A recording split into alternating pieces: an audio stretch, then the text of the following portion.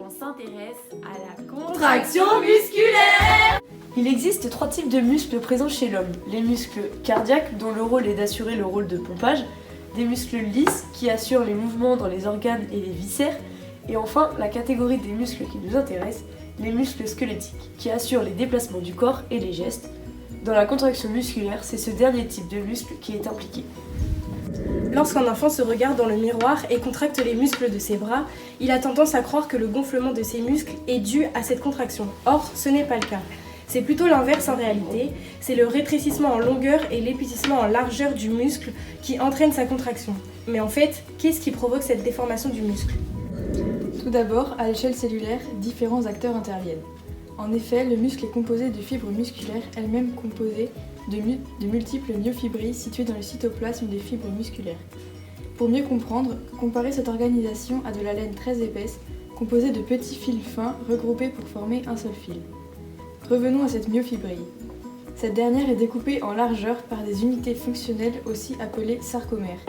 Ces sarcomères ont une paroi nommée strizède. Vous verrez que cette strizède a son importance. Au niveau moléculaire, 2 protéines jouent un rôle majeur dans la contraction musculaire. La myosine est un filament épais présent dans les sarcomères où l'on retrouve également l'actine, un filament fin accroché aux parois du sarcomère ou au strizède. Voilà pour ce qui est de l'organisation. Maintenant, passons à la contraction qui implique 2 molécules majeures, l'ATP et les ions Ca2+. La myosine possède des têtes qui doivent se fixer sur l'actine pour que le muscle se contracte. Cette fixation est permise grâce à l'hydrolyse de l'ATP qui libère de l'énergie chimique qui va permettre de modifier le sens des têtes de la myosine pour que ces dernières puissent faire des ponts d'union avec l'actine. La myosine va par phénomène de traction tirer sur l'actine et en étant donné que l'actine se trouve sur les parois du sarcomère, ce dernier va rétrécir. Ensuite, pour que les têtes de myosine se détachent de l'actine, une nouvelle molécule d'ATP est indispensable. Les têtes de myosine se décrochent et un nouveau cycle s'enclenche grâce à l'hydrolyse de l'ATP. Si vous pensez que l'on en a terminé avec vous, vous vous trompez. Il y a encore une étape essentielle dont nous devons parler. Le rôle indispensable des ions Ca2+. Déjà, d'où viennent-ils ? Pour obtenir la réponse, il faut se pencher sur le chapitre précédent, au sujet de la transmission synaptique. Lorsque le potentiel d'action qui traverse l'axone arrive au niveau de la synapse, des acétylchoïnes sont libérés dans la fente intersynaptique et intégrés à la fibre musculaire par des récepteurs.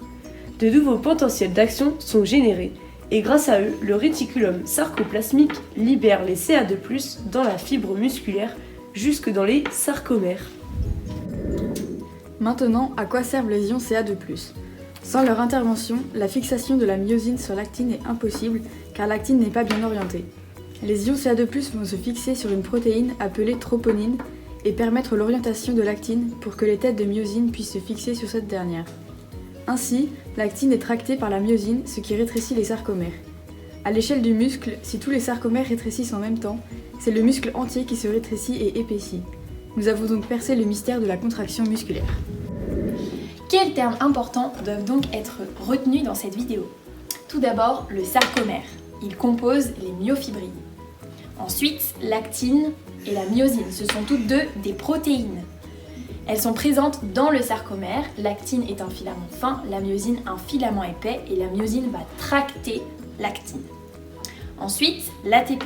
C'est une molécule essentielle à la fixation et à la défixation des têtes de myosine sur l'actine.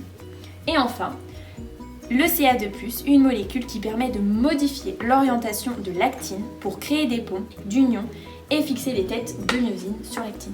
Merci les petits génies et on vous souhaite de bonnes révisions.